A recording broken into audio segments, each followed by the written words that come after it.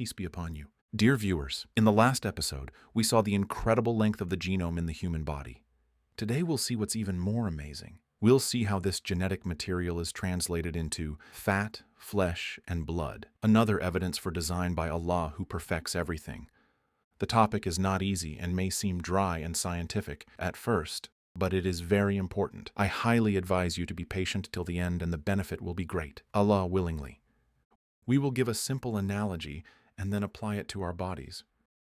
Imagine a library. From the information in its books, we will build a big city. That is, the whole city is encoded in these books.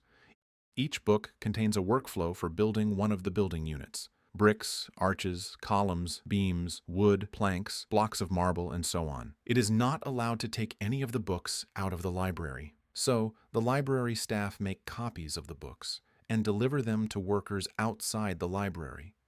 The workers outside read these copies and construct the building units accordingly. Then another group of workers places each unit in its place. The result is a large city. Next to this library there is another one containing the same books, and its staff also make book copies, some of which are identical to those in the first library and some are not. These copies go to the workers outside, who construct the building units. Then another group of workers comes to put the new units in place, and the result is another city, similar to the first city in some aspects and different in others. A large number of adjacent cities, forming a vast world. Let's apply this analogy to our bodies. Your body is this vast world, and the neighboring cities represent the different cells in your body. Bone cells, muscle cells, cells that secrete hormones such as insulin, and so on. All of these cells contain the same library, meaning they contain the same books. The library is the cell nucleus, and the entire set of books constitutes the genome. The genome is comprised of small building blocks, nucleotides. There are 4 different nucleotides, which are represented by the letters A, T, G, and C, as if the books in the library are written in a language made up of 4 letters. These nucleotides are ordered in different sequences. The sequence results in genes, separated from each other, just as the books in the library are separate from each other. Hence, each gene comprises a large number of nucleotides arranged in a specific way. In a human being, there are about 20,000 genes.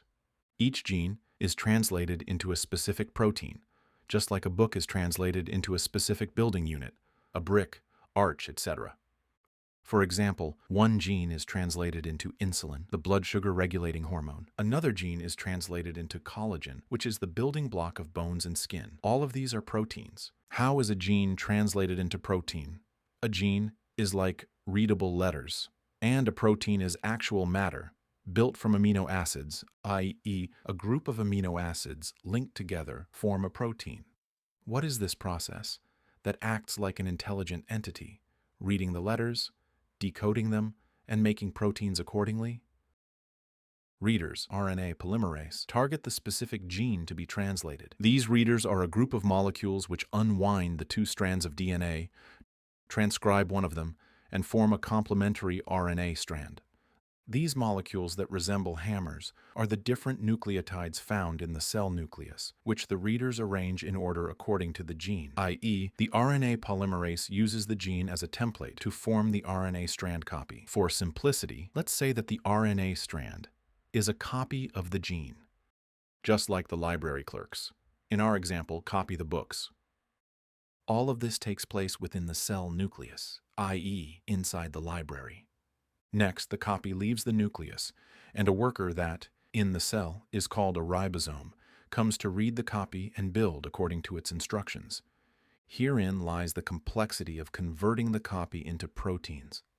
The copy is made up of nucleotides, much like letters and words, and the protein is made up of amino acids, i.e., actual matter.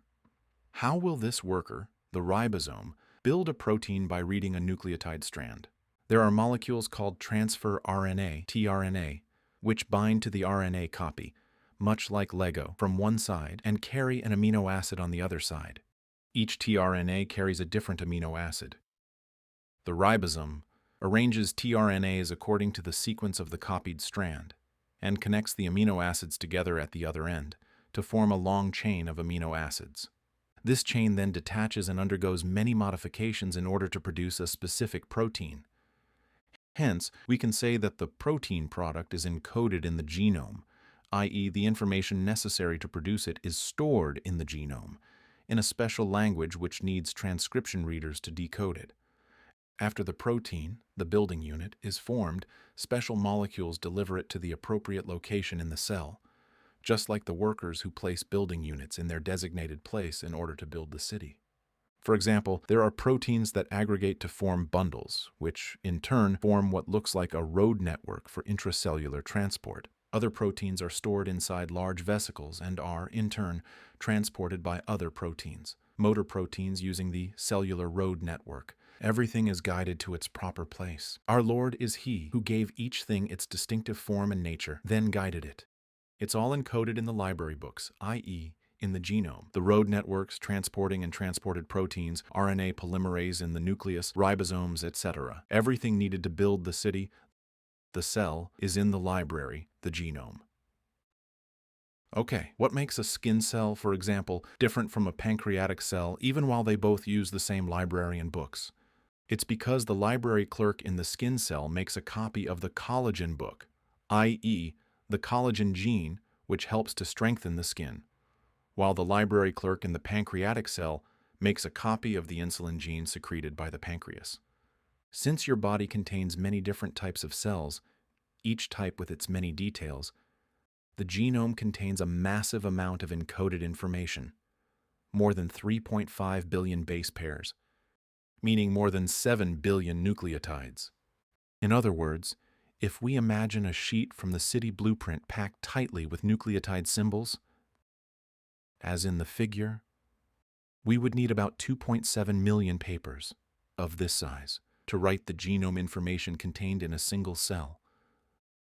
A paper pack contains 500 sheets of paper, so we would need 5,423 packs of paper, which, when stacked on top of each other, would be approximately 300 meters high. As high as a skyscraper. This is the genetic material in a single cell. So ask yourself, who designed all of this? Atheism answers, it is nothing, nihility. Nothing created nucleotides and sequenced them into organized genes.